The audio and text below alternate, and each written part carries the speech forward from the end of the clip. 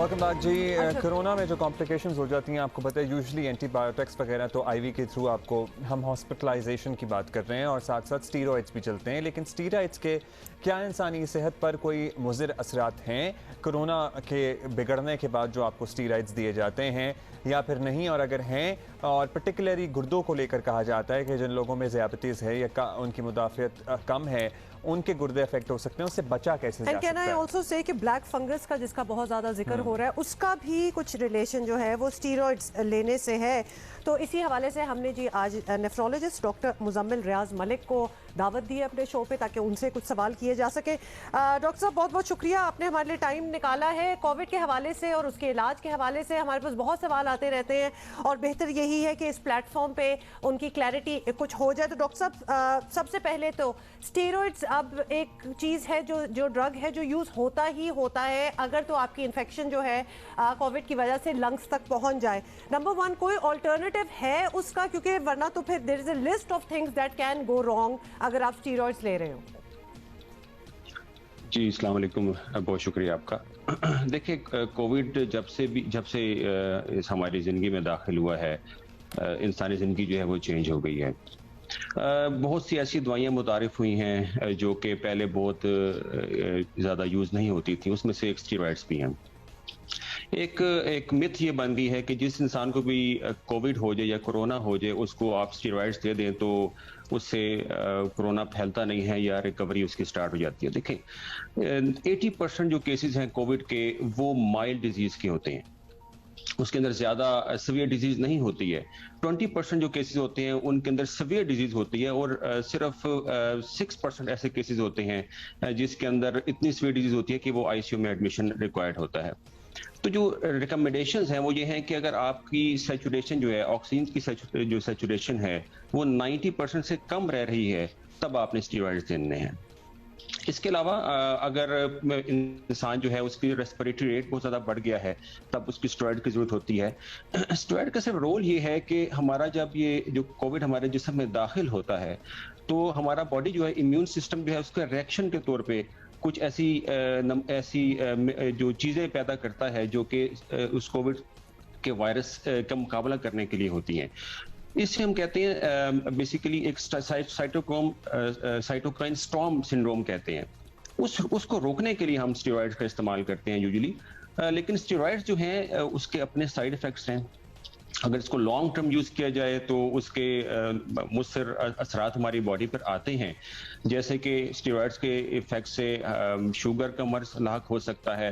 Steroids से आपकी अपनी इम्यूनिटी कम हो सकती है। हैं और जाहिर है क्रिटिकल हो जाते हैं कोविड में और इन्हें अस्पताल दाखिल होना पड़ता है, वहाँ उन्हें स्टीरॉइड्स देते हैं डॉक्टर साहब। तो फिर क्या आपके पास कोई ऐसे पेशेंट्स आए हैं, कोई ऐसा केस आया है जिन लोगों की किडनीज अफेक्ट हुई हो बिकॉज ऑफ कोविड के इलाज के दौरान, अगर उन्हें स्टीरॉइड दिए गए हों? क्योंकि हम यहाँ डराना नहीं चाहते, क्योंकि पहले ही परेशानी कम है, अगर नहीं आया तो बड़ी अच्छी बात है, सो दैट ये मिथ जो है अगर है तो क्लियर हो जाएगा।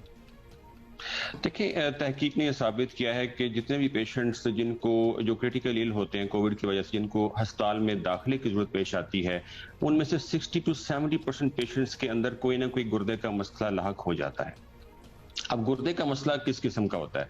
या तो उसके यूरिन के अंदर प्रोटीन या चर्बी का खराज स्टार्ट हो जाता है, या उसके यूरिन में ब्लड आना शुरू हो जाता है, या उसके गुर्दे खराब होना शुरू हो जाते हैं। तो एक स्टडी हुई, एक रिसर्च हुई, क्योंकि इस पर रिसर्च जारी है पूरी दुनिया में, तो एक रिसर्च ने साबित किया कि जितने भी लोग जिनको एडमिशन की जरूरत पड़ती है कोविड के पेशेंट्स को, उनमें से 40 to 50% पेशेंट्स के गुर्दे खराब होना शुरू हो जाते हैं। अच्छा, अब इसमें खराबी की 3 स्टेजेस होती हैं। जो पहली स्टेज होती है उसके अंदर अगर वो खराबी हो तो जो मोर्टेलिटी है, जो इंसानी जान ज़ाया होने का चांस होता है वो डबल हो जाता है। और अगर वो 2 से सेकंड से थर्ड स्टेज में चला जाए तो इस मोर्टेलिटी जो है वो बहुत ज़्यादा इंक्रीज होकर 12 टाइम्स इंक्रीज हो जाती है। सो गुर्दे की खराबी डेफिनेटली कोविड के साथ एसोसिएटेड है, और स्पेशली वो पेशेंट जो ज़्यादा वल्नरेबल होते हैं, जैसे ओल्ड एज हो, जैसे डायबिटिक पेशेंट्स हो जिनको हाइपरटेंशन या ब्लड प्रेशर का मसला हो, या जो बहुत मोटापे का शिकार हो, इनके अंदर ज़्यादा गुर्दे खराब होती है। नहीं तो इसकी प्रिकॉशन के लिए हम कुछ कर सकते हैं? कोविड से तो बचना है, ये जाहिर है, उसके लिए तो सब कुछ प्रिकॉशन करनी है। ये ना होना कि कोविड कोविड से बच जाए और फिर कोई और बीमारी जो है वो साथ चिपक जाए तो क्या करना चाहिए? जी बिल्कुल, देखें जितनी भी अद्वियात आप इस्तेमाल करते हैं उनका इफेक्ट किडनीज पे होता है। तो एक तो बात यह है कि जुडिशियस यूज ऑफ मेडिसिन नहीं करनी है, बहुत देखभाल कर मेडिसिन करनी है। यूजली हम जो कोविड होता है उसके लिए मल्टीपल ड्रग रजीम इस्तेमाल करते हैं, एक कम्बिनेशन ऑफ ड्रग्स यूज करते हैं। अगर सीवियर केस हो तो इसमें एंटीबायोटिक्स होती हैं जिसके अंदर स्टेरॉइड्स होते हैं, अब एंटीवायरल थेरेपी भी दी जाती है पेशेंट्स को, तो सबका इफेक्ट किडनीज पे होता है। तो पहली बात यह है कि किडनीज को जब भी किसी पेशेंट को ये दवाइयां लग रही हो तो किडनीज के टेस्ट रेगुलरली साथ साथ होने चाहिए। पहली बात तो ये है। दूसरी बात यह है कि एक इंसान जो है उसको जिंदा रहने के लिए ऑक्सीजन की जरूरत होती है। इसी तरह ये ऑक्सीजन जो होती है हमारे गुर्दों को भी चाहिए होती है। तो जब कोई इंसान को कोविड हो जाता है, उसको नमूनिया डेवलप हो जाता है, तो उसकी ऑक्सीजन जो है हमारे ब्लड में कम हो जाती है।